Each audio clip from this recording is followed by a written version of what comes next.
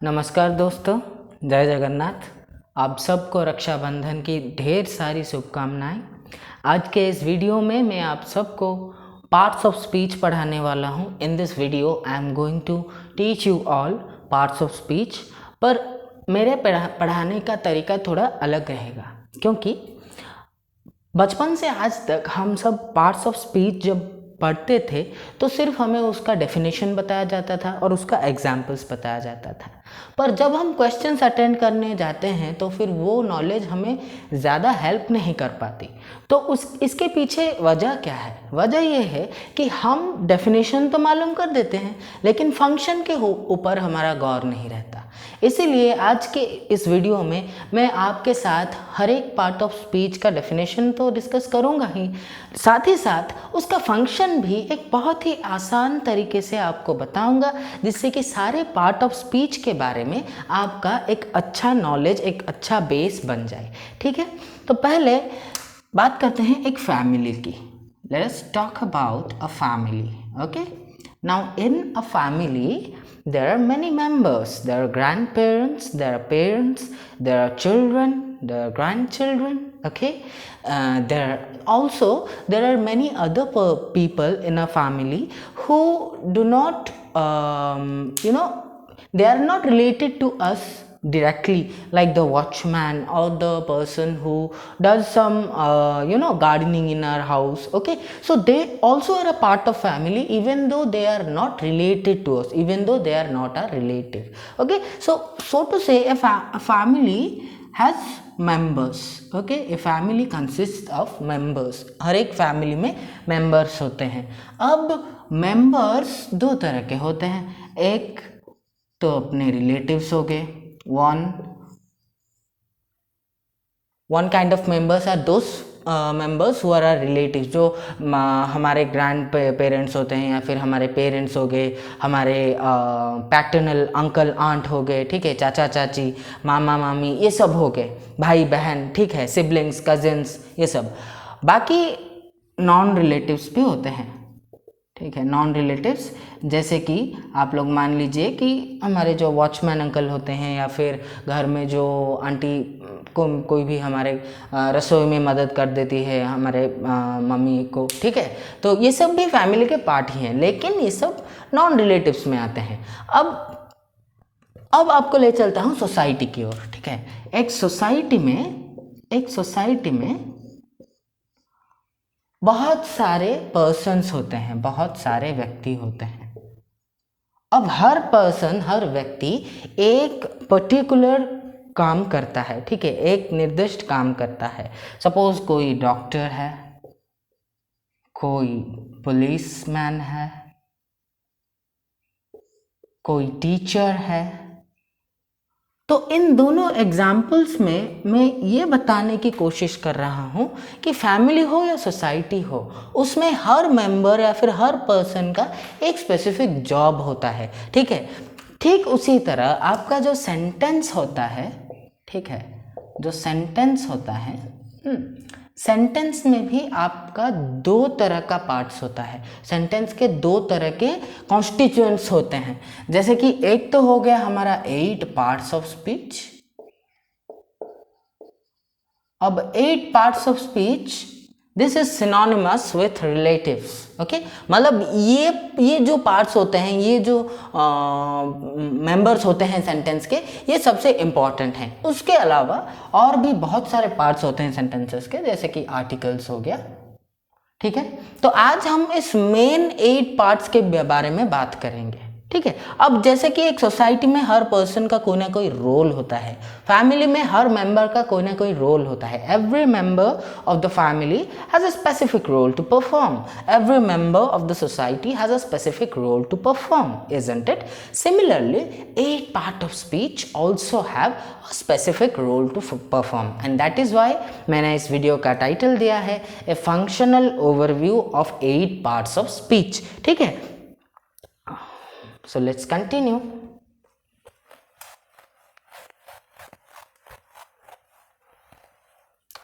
तो first of all हमारे 8 parts of speech क्या है? Noun, pronoun, verb, adverb, adjective, conjunction, preposition, interjection, ठीक है, इंटरजेक्शन। 1 2 3 4 5 6 7 8 1 2 3 4 5 6 7 8। ओके, तो ये हो गए हमारे 8 पार्ट्स ऑफ स्पीच। अब एक एक करके समझते हैं कि कौन से पार्ट ऑफ स्पीच का मतलब क्या है और उसका काम क्या है। तो पहले देखिए नाउन। नाउन आप सबको पता होगा कि these are naming words. Naming words, इसका मतलब क्या? A word that denotes the name of a place, person or thing। किसी भी व्यक्ति, वस्तु, ठीक है, या फिर स्थान का नाम जो होता है उसको इंग्लिश में हम नाउन बोलते हैं। ये हो गया उसका डेफिनेशन। अब उसका काम क्या है? याद रखिए, एक नाउन सेंटेंस में केवल 2 ही काम कर सकता है। एक तो सब्जेक्ट का काम कर सकता है और दूसरा ऑब्जेक्ट का काम कर सकता है। मैंने आपको पहले भी बताया हुआ है कि सब्जेक्ट कौन है और ऑब्जेक्ट कौन है। एक एग्जाम्पल दे देता हूँ, आई टीच इंग्लिश। अब इस स्टेटमेंट में हम बात किसकी कर रहे हैं? हम बात मेरी कर रहे हैं, आई की कर रहे हैं। तो स्टेटमेंट में जो विषय वस्तु होता है, जिसके बारे में एक स्टेटमेंट में आलोचना होती है, डिस्कशन होती है, उसको सब्जेक्ट बोलते हैं। तो यहाँ पर आई हो गया मेरा सब्जेक्ट, ठीक है, यहाँ पर आई हो गया मेरा सब्जेक्ट। अब यहाँ पर ऑब्जेक्ट क्या है? देखिए आगे हम पढ़ेंगे वर्ब, ठीक है। वर्ब, तो वर्ब होता क्या है ना? वर्ब एक ऐसा पार्ट ऑफ स्पीच होता है जो या तो स्टेट, या तो एक्शन, या तो पोजीशन को दिखाता है, ठीक है। A verb either shows state और एक्शन और पोजीशन, ठीक है। यूजुअली हमने पढ़ा हुआ है कि वर्ब्स आर डूइंग वर्ड्स, ठीक है। मतलब हमें समझना है कि वर्ब खाली डूइंग वर्ड्स नहीं होते हैं, मतलब वो खाली एक्शन नहीं दिखाते हैं, वो स्टेट और पोजीशन भी दिखाते हैं। जैसे कि मान लीजिए अगर मैं लिखूंगा कि आई एम अ टीचर, तो यहाँ पर एम है वर्ब और ये क्या दिखा रहा है? ये दिखा रहा है कि सब्जेक्ट का स्टेट क्या है, सब्जेक्ट का प्रोफेशन का स्टेट क्या है। और अगर मैं लिखूं कि I have a pen, I have a pen, तो यहाँ पर जो हैव वर्ब है ये ना तो स्टेट दिखा रहा है ना ही एक्शन दिखा रहा है, ये पोजीशन या फिर ओनरशिप दिखा रहा है, ठीक है। अब हर एक वर्ब का एक ऑब्जेक्ट हो सकता है, मतलब उसके एक्शन को रिसीव करने वाला एक वर्ड। तो यहाँ पर देखिए मैंने लिखा कि आई टीच इंग्लिश, ठीक है। अब आई टीच इंग्लिश में टीच तो मेरा वर्ब है जो कि एक्शन दिखा रहा है। अब इस टीच को, इस वर्ब को, इस एक्शन को रिसीव कौन सा वर्ड कर रहा है? इंग्लिश कर रहा है, okay. The word that receives this action is English, okay, English, ठीक है। अब देखिए इंग्लिश क्या है? इंग्लिश हुआ एक ऑब्जेक्ट, इंग्लिश एक ऑब्जेक्ट का काम कर रहा है। और वो कौन सा पार्ट ऑफ स्पीच है? वो नाउन है, ठीक है। उसी तरह राम टीचर्स इंग्लिश। अब देखिए यहाँ पर जो राम लिखा मैंने, ये यहाँ पर सब्जेक्ट है और ये कौन सा पार्ट ऑफ स्पीच है? ये नाउन है। तो फिर हमें याद रखना है कि नेमिंग वर्ड्स या फिर नाउन हम हमेशा स्टेटमेंट में या तो सब्जेक्ट का काम करेंगे या फिर ऑब्जेक्ट का काम करेंगे, ठीक है। और वर्ब मैंने बताया, वर्ब एक ऐसा पार्ट ऑफ स्पीच है जो या तो हमें स्थिति, एक सब्जेक्ट का स्थिति दिखाता है, उस कोई भी स्थिति को वो मीन कर सकता है। यहाँ पर मैंने profession, the state of profession को दिखाया है, या फिर वो एक्शन दिखाता है जो कि सबसे पॉपुलर यूज होता है वर्ब का, और या फिर वो पोजीशन दिखाता है, मतलब वो ओनरशिप दिखाता है। ठीक है, अब देखिए, अब आते हैं प्रोनाउन की ओर। देखिए, प्रोनाउन मतलब क्या? It has something to do with noun. ठीक है, और प्रोनाउंस ऐसे पार्ट्स ऑफ स्पीच होते हैं जो कि नाउन के रिप्लेसमेंट के तौर पर व्यवहार किए जाते हैं। ठीक है, it acts as the replacement of noun, replacement of noun. अब क्या होता है, अगर एक पर्टिकुलर नाउन का अपीयरेंस स्टेटमेंट में बहुत बार होता चले तो फिर वो सुनने में अच्छा नहीं लगता, उसको बोलने में या लिखने में भी ज़्यादा टाइम जाता है। तब हम क्या करते हैं ना, उस नाउन को एक बार एक्सप्रेस करके स्टेटमेंट में बाकी सारे सेंटेंसेस में हम प्रोनाउन बिठा देते हैं उसके लिए। ठीक है, अब प्रोनाउन, बहुत सारे प्रोनाउन हैं, आई, वी, ठीक है, you, he, she, it, him, her, ठीक है, ऐसा बहुत सारे प्रोनाउन हैं। इन सारे प्रोनाउंस को मैं आपको एक सेपरेट वीडियो में, प्रोनाउंस के ऊपर एक वीडियो बनाऊंगा, उसमें मैं सारे प्रोनाउंस को डिटेल में पढ़ाऊंगा। ठीक है, तो यहाँ पर जितने भी पार्ट ऑफ स्पीच हैं, हर पार्ट ऑफ स्पीच के ऊपर मैं एक सेपरेट वीडियो बनाऊंगा। फिलहाल हमें ये मान के चलना है कि प्रोनाउन नाउन का रिप्लेसमेंट होता है। अभी आप मुझे बताइए, अगर सपोज एक ऑफिस में एक व्यक्ति सिक्योरिटी के तौर पर काम कर रहा है और किसी भी वजह से उसको काम से निकाल दिया गया, अब एक और व्यक्ति सिक्योरिटी के हिसाब से काम कर रहा है, तो हाँ, दो व्यक्ति बदल गए। ठीक है, व्यक्ति बदल गए, लेकिन उनका काम तो सेम ही है ना। मतलब जिस व्यक्ति ने पहले वाले व्यक्ति को रिप्लेस किया, the person who replaced the previous person does the same job, isn't it? तो कोई भी रिप्लेसमेंट वो अपने ओरिजिनल का सेम काम ही करता है। उसी तरह प्रोनाउन भी सेम काम ही करता है जो नाउन करता है। और इसी बात से ही हम ये कंक्लूड कर पाएंगे कि एक प्रोनाउन भी या तो सब्जेक्ट या फिर ऑब्जेक्ट का काम करता है। यहाँ पर आप देखिए, आई था सब्जेक्ट, और आई क्या है? आई एक प्रोनाउन है। ठीक है, आई क्या है? आई एक प्रोनाउन है। ठीक उसी तरह सपोज यहाँ पर राम टीचर्स के बदले मैं लिख दूंगा राम टीचर्स हिम। अब देखिए यहाँ पर हिम क्या है? हिम है आपका ऑब्जेक्ट इस स्टेटमेंट में, और ऑब्जेक्ट और कौन सा पार्ट ऑफ स्पीच है? ये प्रोनाउन है।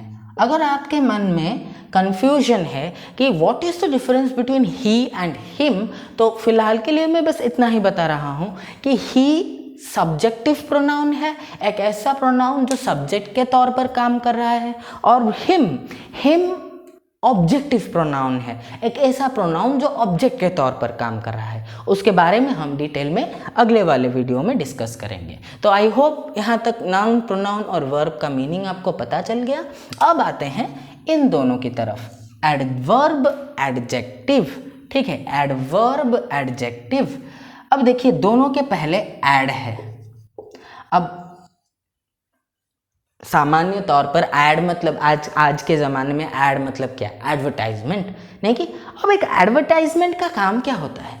एक एडवर्टाइजमेंट किसी भी प्रोडक्ट के बारे में उसको एक्सप्लेन करता है, डिस्क्राइब करता है, या फिर हम बोल सकते हैं क्वालिफाई करता है।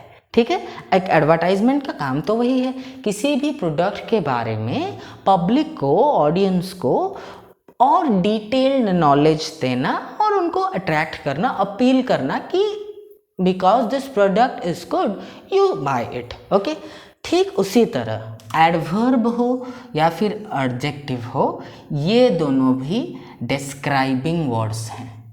याद रखिए, ये दोनों डिस्क्राइबिंग वर्ड्स हुए, एडवर्ब या फिर एडजेक्टिव, दोनों ही डिस्क्राइबिंग का काम करते हैं।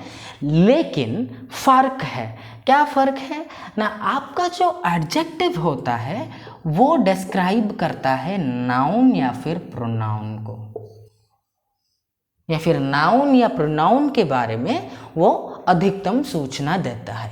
लेकिन एडवर्ब या तो एक वर्ब के बारे में ज़्यादा सूचना देता है। An adverb gives more information either about a verb or an adjective or another adverb. Okay, या तो ये एक वर्ब के बारे में ज़्यादा सूचना देता है, उसको डिस्क्राइब करता है, या फिर वो एडजेक्टिव के बारे में ज़्यादा इंफॉर्मेशन देता है, उसको डिस्क्राइब करता है, या फिर वो एडवर्ब के बारे में ज़्यादा सूचना देता है। अभी हम एग्जाम्पल्स देखेंगे, ठीक है, एग्जाम्पल्स देखेंगे कि कैसे ये हर एक पार्ट ऑफ स्पीच, एडवर्ब और adjective in parts of speech के बारे में ज़्यादा इन्फॉर्मेशन देते हैं या फिर उसको ज़्यादा एक्सप्लेन करते हैं। अगर आपको स्क्रीनशॉट लेना हो तो आप वीडियो को पॉज करके स्क्रीनशॉट ले लीजिए ताकि हम बोर्ड को क्लीन कर पाएँ।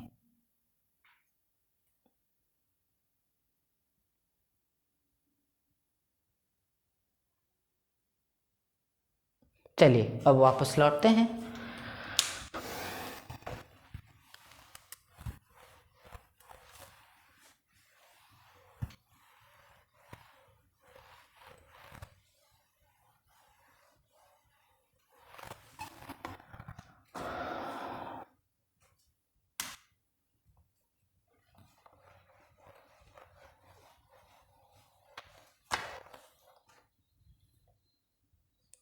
Kunal is a smart boy. अब देखिए, पार्ट्स ऑफ स्पीच के बारे में मैं तो बताऊंगा ही, मैं एक और भी स्ट्रैटेजी आपको बताने वाला हूं जिसको अडॉप्ट करके आप ग्रामर को सही तौर पे, सही मायने में हैंडल कर पाएंगे। ग्रामर अब आपके लिए एक फियर या फिर टेरर होके नहीं रहेगा। बचपन से ग्रामर पढ़ने और ग्रामर पढ़ाने दोनों के मेथड्स में, दोनों के प्रोसेस में एक लूप होल है। देखिए, ग्रामर एक ऐसा सब्जेक्ट नहीं है जिसे आप चैप्टर वाइज चैप्टर पढ़ेंगे, ठीक है। और आप सबको एज एस्पिरेंट्स आप सबको प्रॉब्लम किस बात में हो रही होगी। अब आप सपोज वर्ब पढ़ रहे हैं तो वर्ब पढ़ते पढ़ते कभी माइंड चला जाता है कि यार ये यहाँ पर ये वर्ड कौन से पार्ट्स ऑफ स्पीच का काम कर रहा है, यहाँ पर ly लगा है, ये ly एडवर्ब होगा या फिर एडजेक्टिव होगा। तो ग्रामर के लिए हमें एक इंटीग्रेटेड अप्रोच चाहिए, ठीक है। We need to adopt an integrated approach for studying grammar, okay. और इंटीग्रेटेड अप्रोच के लिए मैंने एक प्रोसेस निकाला है जिसको मैं स्टेटमेंट पार्सिंग बोलता हूँ, ठीक है, स्टेटमेंट पार्सिंग। अब ये स्टेटमेंट पार्सिंग क्या है ना, आप किसी भी एक एवरेज साइज्ड स्टेटमेंट ले लीजिए जिसमें 6-7 वर्ड हों, ठीक है। अब उस स्टेटमेंट में हर एक वर्ड को आप पॉइंट आउट कीजिए, Kunal is a smart boy, और फिर उसको देखिए कि वो कौन सा पार्ट ऑफ स्पीच क्या काम कर रहा है और कौन सा पार्ट ऑफ स्पीच है। जैसे कि देखिए, कुणाल ये यहाँ पर सब्जेक्ट का काम कर रहा है, और ये कौन सा पार्ट ऑफ स्पीच है, ये हुआ आपका नाउन। इज यहाँ पर आपका वर्ब का काम कर रहा है, और वो क्या दिखा रहा है, वो आपका दिखा रहा है स्टेट, ओके, स्टेट। ए यहाँ पर आर्टिकल का काम कर रहा है, ठीक है, आर्टिकल, इंडेफिनाइट आर्टिकल का काम कर रहा है, ठीक है। और याद रखिए, हमेशा एक आर्टिकल नाउन के लिए यूज़ किया जाता है, वो नाउन से पहले रहता है, और एक आर्टिकल और नाउन के बीच में केवल 2 ही और पार्ट ऑफ स्पीच रह सकते हैं, एडजेक्टिव और एडवर्ब, ठीक है। जैसे कि यहाँ पर देखिए, अब इसके बारे में याद रखिए कि it is always placed before a noun, ठीक है, always placed before a noun. अब ये जो स्मार्ट हो गया, ये स्मार्ट यहाँ पर क्या बता रहा है, ये स्मार्ट यहाँ पर ये कह रहा है कि what type of boy Kunal is. Kunal एक कैसा बच्चा है, कैसा लड़का है ना, he is a smart boy. तो फिर इसने डिस्क्राइब किया, ठीक है, इसने डिस्क्राइब किया बॉय को, ठीक है, इसने डिस्क्राइब किया बॉय को, बॉय के बारे में ज़्यादा डिटेल्स दी, इंफॉर्मेशन दी। तो अब बॉय क्या है? बॉय एक कॉमन नाउन है, ठीक है, बॉय एक कॉमन नाउन है जो यहाँ पर ऑब्जेक्ट का काम कर रही है। बॉय एक कॉमन नाउन है जो यहाँ पर ऑब्जेक्ट का काम कर रही है। तो बिकॉज स्मार्ट डिस्क्राइब्स बॉय, इसीलिए इस डिस्क्राइबिंग वर्ड को हम बोलेंगे एडजेक्टिव, ठीक है, एडजेक्टिव। तो इसे मैं बोलता हूँ स्टेटमेंट पार्सिंग। आप एक स्टेटमेंट को उठाते हैं और उस स्टेटमेंट में हर एक वर्ड का पार्ट ऑफ स्पीच और फंक्शन दोनों को आप फिगर आउट करने की कोशिश करते हैं। और विश्वास कीजिए ये तरीका सबसे बेहतर तरीका है ग्रामर में आपका फैमिलियर, ग्रामर से खुद को फैमिलियर करना या फिर ग्रामर को अपने लिए आसान करना, ठीक है। रूल्स देखिए, 3 चीज़ें मैं बताऊंगा। अगर आप कॉम्पिटिटिव एग्जाम्स के लिए ग्रामर की, इंग्लिश ग्रामर की तैयारी कर रहे हैं तो फिर 3 चीज़ साथ साथ चलनी चाहिए। एक तो स्टेटमेंट पार्सिंग हो गया, आप 10 से 15 स्टेटमेंट डेली उठाइए और उसको तोड़िए, तोड़ के हर पार्ट का क्या फंक्शन, क्या और उसका डेफिनेशन, मतलब वो कौन से पार्ट ऑफ स्पीच का काम करता है और क्या काम करता है वो देखिए। दूसरा, आप एरर करेक्शन जितना हो सके, आजकल बहुत सारे ऐप्स हैं जहाँ पर आप मॉक टेस्ट दे सकते हैं, जितना हो सके मॉक टेस्ट दीजिए या फिर टेस्ट पेपर्स में से टेस्ट पेपर सॉल्व कीजिए। तो एरर करेक्शन, स्टेटमेंट पार्सिंग और थर्ड कॉन्सेप्ट डेवलपमेंट। डेली आप एक चैप्टर को पढ़िए, कहीं से भी, मेरे वीडियो से पढ़िए या फिर बहुत सारे बढ़िया बढ़िया यूट्यूबर्स हैं, आपका बहुत अच्छे अच्छे इंस्टीट्यूट्स भी चल रहे हैं आजकल, ठीक है। तो बहुत सारे सोर्सेस की कमी तो नहीं है। In this age of globalisation there is no possibility of sources, okay. तो डेली कॉन्सेप्ट भी डेवलप कीजिए, स्टेटमेंट पार्सिंग कीजिए और एरर करेक्शन कीजिए, हो गया। उसके साथ सपोज आप बोलिएगा कि सर मेरा सारा चैप्टर्स खत्म हो गया, तो याद रखिए कॉन्सेप्ट में भी आपने हर कॉन्सेप्ट को अच्छे से पढ़ लिया हो, लेकिन अब उसका प्रैक्टिस भी होना चाहिए। अगर कॉन्सेप्ट हो गया तो फिर आप अपना प्रैक्टिस बढ़ा लीजिए। आपका क्लोज टेस्ट है, वो सेंटेंस अरेंजमेंट है, ठीक है, जितना हो पाए प्रीवियस ईयर क्वेश्चंस प्रैक्टिस कीजिए। तो practice makes a man perfect, ठीक है। एक बार कॉन्सेप्ट हो जाए तो फिर जितना हो सके आप प्रैक्टिस कीजिए। ये तो हो गया ग्रामर के बारे में। और अगर आपको अपने वोकैबुलरी को बढ़ाना है, क्योंकि देखिए 2 things are important, okay, to speak. एक speak or write. First is how to do that, जो कि आपको ग्रामर सिखाएगा, okay. Second is what to write और व्हाट टू से और व्हाट टू स्पीक, ठीक है। तो उसके लिए आपको ज़्यादा से ज़्यादा या तो आप पढ़िए, बुक्स पढ़िए। बहुत सारे एजुकेटर्स, टीचर्स को देखा है वो सजेस्ट करते हैं कि न्यूज़पेपर पढ़ने के लिए, लेकिन मैं इस बात में ज़्यादा विश्वास नहीं रखता हूँ, क्योंकि एक ऐसा इंसान जिसका जिसको इंग्लिश को लेकर कॉन्फिडेंस नहीं हो, वो इंसान कॉन्फिडेंट ना हो कि मेरा इंग्लिश ठीक ठाक है या फिर मैं इंग्लिश में अच्छा कर सकता हूँ, ऐसे इंसान को अगर आप न्यूज़पेपर पकड़ा देते हैं जिसमें मतलब अनपॉपुलर वोकैबुलरी तो यूज़ होते ही हैं, साथ ही साथ कभी कभी वो एक नया नया वर्ड इन्वेंट कर लेते हैं। तो अब सोचिए कि सपोज हर न्यूज़पेपर में, हर स्टेटमेंट में अगर आपको 5 से 6 वर्ड्स के मीनिंग के लिए डिक्शनरी पकड़ना पड़े, तो फिर आपका क्या फ़ायदा। आप तो फ्रस्ट्रेटेड हो जाओगे कि यार ये तो होगा ही नहीं मेरे से।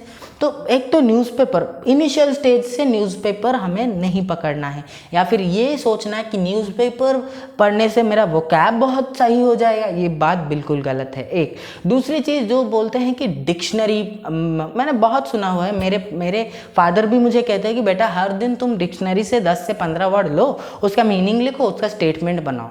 पर अब प्रैक्टिकली अगर हम सोचे कि कितना वर्ड्स हम कवर कर पाएंगे, सपोज मान लीजिए महीने में, एक साल में 365 दिन हुए, ठीक है। अब एक दिन में आप बोल रहे हैं कि 10 वर्ड्स खत्म करें, तो भी 3650 वर्ड होता है। अब देखिए 3650 वर्ड तो आपने पढ़ लिया, क्या ये पॉसिबल है कि हर दिन अगर आप नया नया वर्ड पता करें तो फिर क्या आप वो सब वर्ड आपका ब्रेन उसको रिटेन कर पाया होगा? बिल्कुल नहीं, क्योंकि याद रखिए ह्यूमन ब्रेन का भी लिमिटेशंस होता है। आज जो आपने पढ़ा अगर उसको आप कल रिवाइज नहीं करते हैं या फिर 2 दिन बाद रिवाइज नहीं करते हैं, एक दिन में तो 24 घंटे में तो वो 56% भूल ही जाता है, आधा चीज़ भूल ही जाता है। और दूसरा चीज़, पढ़ते वक्त भी ये ब्रेन ना बहुत मल्टीटास्किंग है। आप पढ़ रहे होंगे लेकिन दिमाग कहीं और घूमता होगा, तो जो भी पढ़ते हैं वो भी सारा ध्यान में नहीं रहता है। तो डिक्शनरी को पकड़ के डेली 10-15 वर्ड लेके वो पढ़ना, वो भी कुछ ज़्यादा फायदा देने वाला नहीं है। आप बुक्स पढ़िए, आप नॉवेल्स पढ़िए, फिक्शन हो या फिर नॉन फिक्शन हो। अगर आपको पढ़ने में दिक्कत है, पढ़ने में परेशानी है, आजकल आप यूट्यूब में सुनिए, बहुत सारे अच्छे अच्छे मोटिवेशनल स्पीकर्स हैं, उन सबको आप सुनिए, ठीक है। तो या फिर आज तो ऑडियो बुक्स भी अवेलेबल हैं, आप सुन सकते हैं। आप नेक बैंड या फिर ईयर कट लगा के आप उसको सुन भी सकते हैं। पॉडकास्ट्स अवेलेबल हैं, तो कुछ भी कीजिए, लेकिन इन सब में से कुछ ना कुछ तो आपको करना ही होगा। और अगर आप पढ़ कर वोकैब बढ़ाना चाहते हैं तो कुछ ऐसा पढ़िए, ठीक है। अपने आप सपोज कोई डिग्री कर रहे हैं, उस डिग्री के अलावा, उस डिग्री के बुक्स के अलावा और जो भी पढ़ाई हो रही है, आपके जो नोट्स हैं उसके अलावा आप वोकैब बढ़ाने के लिए कुछ ऐसा पढ़िए जिसको पढ़ने में आपकी रुचि हो और जिसके बारे में जानने में आपको रुचि हो, ठीक है। तो उस तरह से बहुत बढ़िया से, क्योंकि आपका इंटरेस्ट होगा। I believe in one thing that do what you love that you do. जिसमें आपको इंटरेस्ट है वो कीजिए, और एक बार वो कर रहे हैं तो उस पर कभी सवाल मत उठाएगा। Never self doubt yourself. Okay, so ये हो गया कुछ टिप्स स्टेटमेंट पार्सिंग। अब देखिए यहाँ पर मैंने दिखाया आपको कि कैसे एक एडजेक्टिव एक नाउन को क्वालिफाई कर रहा है, ठीक है। एक एडजेक्टिव एक नाउन को क्वालिफाई कर रहा है। उसी तरह एडवर्ब के बारे में अगर हम बोलें कि suppose he is a very smart boy, very smart boy. अब देखिए यहाँ पर जो वेरी है ये स्मार्ट को क्वालिफाई कर रहा है। अब स्मार्ट क्या है? स्मार्ट है मेरा एडजेक्टिव, तो वेरी क्या हो गया? तो वेरी हो गया मेरा एडवर्ब, क्योंकि वो स्मार्ट को क्वालिफाई कर रहा है जो कि एक एडजेक्टिव है, ठीक है। तो इसीलिए वेरी हो गया एडवर्ब। ओके, अब बहुत सारे स्टूडेंट्स का एक डाउट होता है कि सर एल वाई से एंड होता वर्ड कभी तो एडवर्ब बन जाता है और कभी वो एडजेक्टिव बन जाता है। तो आइए इस परेशानी को ख़त्म करते हैं।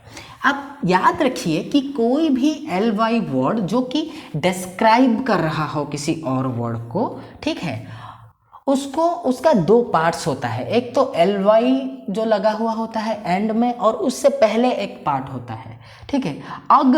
अगर उससे पहले वाला वर्ड नाउन हो, ठीक है, तो फिर याद रखिए ये हो गया आपका adjective.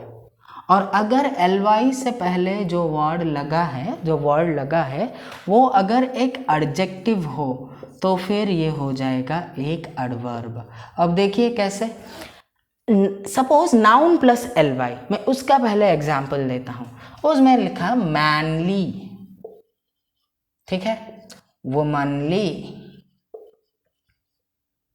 Brotherly,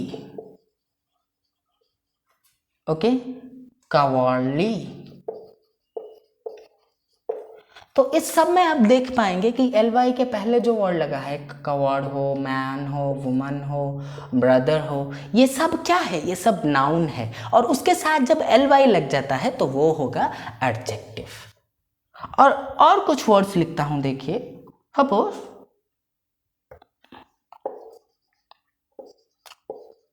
mainly, smartly, foolishly.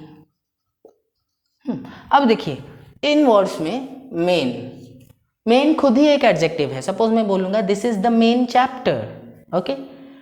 Smartly, पहले वाले एग्जाम्पल में हमने देखा Kunal is a smart boy, ठीक है। Foolishly, okay, he is a foolish person.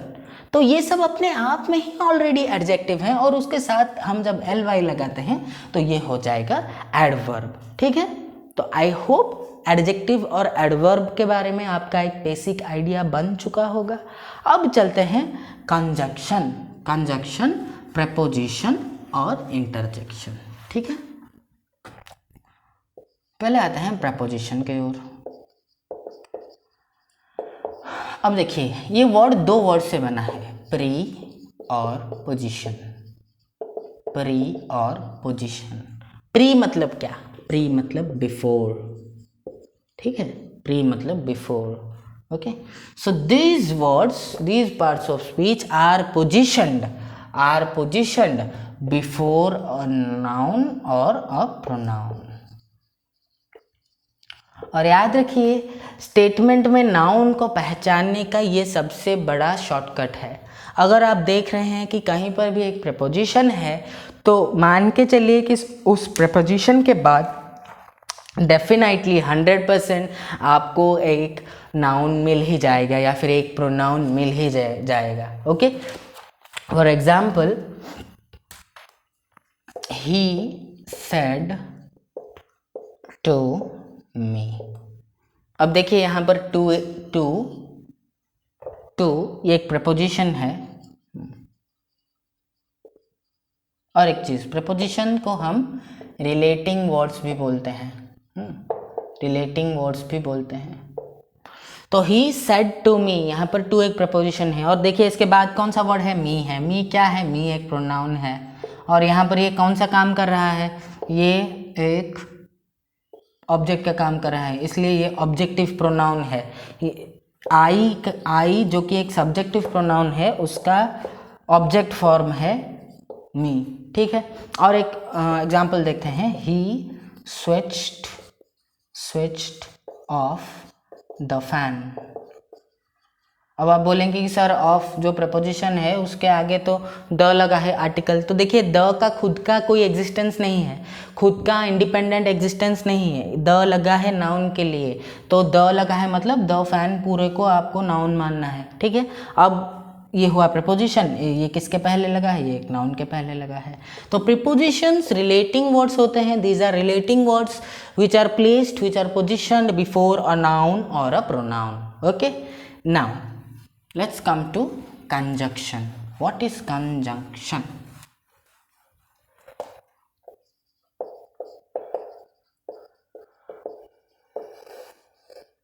So see, conjunction। अब यहाँ पर एक वर्ड है जंक्शन। जंक्शन आपको पता होगा, जंक्शन मतलब एक जॉइनिंग पॉइंट, एक मीटिंग पॉइंट, ठीक है। जंक्शन तो मान लीजिए ये एक दो रेलवे ट्रैक्स ऐसे खुद को क्रॉस कर रहे हैं, तो ये क्या हुआ? ये हो गया उनका जंक्शन, ठीक है। तो जंक्शन मतलब क्या? बेसिकली जॉइनिंग, और कुछ वैसा ही काम इस पार्ट ऑफ स्पीच का होता है। कंजक्शन आर जॉइनिंग वर्ड्स, याद रखिए कंजक्शन आर जॉइनिंग वर्ड्स। और ये वर्ड को ये किस किस को ज्वाइन करते हैं? ये किसी भी वर्ड को एक वर्ड के साथ ज्वाइन करते हैं, किसी भी फ्रेज को एक फ्रेज के साथ ज्वाइन करते हैं, और किसी भी क्लॉज को एक क्लॉज के साथ ज्वाइन करते हैं, ठीक है। अब फ्रेज क्या होता है? अब आप पूछेंगे सर फ्रेज और क्लॉज क्या है? देखिए फ्रेज और क्लॉज दोनों ही ग्रुप ऑफ वर्ड्स होते हैं, ठीक है, दोनों ही ग्रुप ऑफ वर्ड्स होते हैं। ग्रुप ऑफ वर्ड्स होते हैं जिनका एक पर्टिकुलर कॉन्टेक्स्ट में कंप्लीट मीनिंग या फिर क्लियर मीनिंग नहीं होता है। लेकिन अब फ्रेज जो हो गया, इसमें सब्जेक्ट और वर्ब का कॉम्बिनेशन सही नहीं रहता है। जैसे कि सपोज मैं लिखूंगा अंडर द टेबल, तो यहाँ पर बस एक प्रपोजिशन है और नाउन है, उसके पहले एक आर्टिकल है। यहाँ पर ना तो सब्जेक्ट है ना ही वर्ब है, तो ये क्या हो गया? ये हो गया फ्रेज, ठीक है, ये हो गया फ्रेज। लेकिन क्लॉज क्या होता है ना? क्लॉज भी एक ग्रुप ऑफ वर्ड्स होता है जिसमें सब्जेक्ट और वर्ब का एक अच्छा खासा कॉम्बिनेशन रहता है, ठीक है। सब्जेक्ट और वर्ब का एक अच्छा खासा कॉम्बिनेशन रहता है। ओके, कंजक्शन के बाद आखिर में आपका आता है इंटरजेक्शन, ठीक है। आखिर में आपका आता है इंटरजेक्शन। तो इंटरजेक्शन ऐसे वर्ड्स होते हैं जो कि इमोशंस दिखाते हैं, जो कि फीलिंग्स दिखाते हैं, ठीक है, जो कि आपका मतलब कोई भी एक्साइटमेंट, सरप्राइज, इस सब को एक्सप्रेस करते हैं। जैसे कि जॉय हो गया, जॉय, सरप्राइज, सॉरो, इन सब फीलिंग्स को एक्सप्रेस करने वाले वर्ड्स जैसे कि वाव, ब्रावो, हुर्रे, ओके, ओ, अलास, ये सब हो गए हमारे इंटरजेक्शन, ठीक है। तो इसी के साथ हम 8 पार्ट्स ऑफ स्पीच के कंक्लूजन पर पहुंच चुके हैं। तो इस वीडियो में मेरा यही इरादा था कि आप सबको जो 8 पार्ट्स ऑफ स्पीच हैं उन सब का बेसिक फंक्शन मैं बता सकूं। और इन 8 पार्ट्स ऑफ स्पीच में से याद रखिए, नाउन और प्रोनाउन का फंक्शन हमें हमेशा याद रखना है कि ये दोनों, these 2 parts of speech, they behave either as a subject और as a object, okay. Verb denotes either state और एक्शन और पोजीशन, या तो ये स्टेट दिखाएगा या फिर एक्शन दिखाएगा या फिर पोजीशन दिखाएगा, ठीक है। उसके बाद आया हमारा एडजेक्टिव और एडवर्ब। तो एडजेक्टिव और एडवर्ब क्या है? ये डिस्क्राइबिंग वर्ड्स हैं। एक एडजेक्टिव एक नाउन या फिर प्रोनाउन को क्वालिफाई करता है, एक एडवर्ब या तो वो एक वर्ब या फिर एक एडजेक्टिव या फिर और एक एडवर्ब को क्वालिफाई या फिर डिस्क्राइब करता है, ठीक है। उसी तरह प्रीपोजिशन के बारे में हमें बेसिकली क्या याद रखना है? These are prepositioned, these are placed before a noun और प्रोनाउन, ठीक है, और ये रिलेटिंग वर्ड्स होते हैं। कंजक्शन के बारे में हमें क्या ध्यान रखना है? ये जॉइनिंग वर्ड्स होते हैं, जैसे एंड हो गया, बट हो गया, ठीक है। I play cricket and my brother plays football, ठीक है। तो यहाँ पर क्या हुआ? आई प्ले क्रिकेट, ये एक क्लॉज हो गया, माई ब्रदर प्लेज फुटबॉल, ये एक क्लॉज हो गया। अब इन दोनों क्लॉज को ज्वाइन किया है किसने? एंड ने, okay. He is rich but he is माइजर, ठीक है, he is rich but he is माइजर। तो उसके पास पैसा है लेकिन फिर भी वो कंजूसी दिखाता है। तो यहाँ पर बट है, बट ने ज्वाइन किया हुआ है दोनों को, दोनों क्लॉज को, ठीक है। तो ये हो गया कंजक्शन के बारे में। इंटरजेक्शन तो मैंने बताया ही हाल ही में बताया कि जॉय, सरप्राइज, सॉरो, मतलब फीलिंग्स को एक्सप्रेस करने वाले वर्ड्स, ठीक है। तो ये हुआ हमारे 8 पार्ट्स ऑफ स्पीच का एक बेसिक ओवरव्यू, ठीक है, एक फंक्शनल ओवरव्यू। और साथ ही साथ मैंने आपको स्टेटमेंट पार्सिंग के बारे में बताया, जिसे मैं आपसे अपील करूंगा कि आप ज़रूर उस एक्सरसाइज, उस हैबिट को अडॉप्ट कीजिए। हर दिन 10 सेंटेंस उठाइए और 10 सेंटेंस उठा के आप देखिए कि हर एक वर्ड का स्टेटस और फंक्शन, मतलब वो कौन सा पार्ट ऑफ स्पीच है और वो काम क्या कर रहा है, वो आप जान पा रहे हैं कि नहीं। उसी से आपको मालूम भी पड़ेगा कि अगर आप तैयारी कर रहे हैं तो आपकी तैयारी कितनी प्रोग्रेशन पर, कितना प्रोग्रेस कर चुका है, वो किस प्रोग्रेशन पर है, ठीक है। तो इसी के साथ मैं इस वीडियो को ख़त्म करने वाला हूँ। डिस्क्रिप्शन में मैंने अपने टेंस के बारे में जो रिसेंटली वीडियो बनाया था उसका भी लिंक दिया हुआ है। आप अगर टेंस को, जितने भी जो भी 12 टाइप के टेंस हैं उसका एक बेसिक आइडिया बनाना चाहते हैं, ठीक है, बड़ी ही आसानी से, तो उस वीडियो लिंक डिस्क्रिप्शन में लिंक दिया हुआ है, उस वीडियो को ज़रूर देखिएगा, ठीक है। तो इसी के साथ मैं आप सबसे विदाई लेता हूँ। With this I conclude. I hope that for all the viewers who are not able to understand Hindi, for them I would like to deliver a quick revision. You must have already viewed the writings in the whiteboard. They are in English, so I don't think with that you'll have a problem. Regarding what I said in the video, basically we have discussed the 8 parts of speech, okay, in a nutshell, okay, and we have focused more on the function of each part of speech, like a noun and a pronoun, okay. A noun and a pronoun. Noun is a naming word and it can act as a subject or as an object, and a pronoun acts as a replacement of noun in a sentence, and hence it also performs the same task. It also behaves as a subject or as an object. Coming to verb can denote state, possession or action. Okay, verb can denote state, possession or action. For example, I am a teacher, so it is denoting state. Okay, I teach English, it is denoting action. I have a pen, it is denoting, okay, it is denoting my possession, my ownership. Then coming to adjective and adverb, you must be noticing that both these words, both these parts of speech, they start with the word ad. And in today's era, what does a ad mean? Ad means advertisement, isn't it?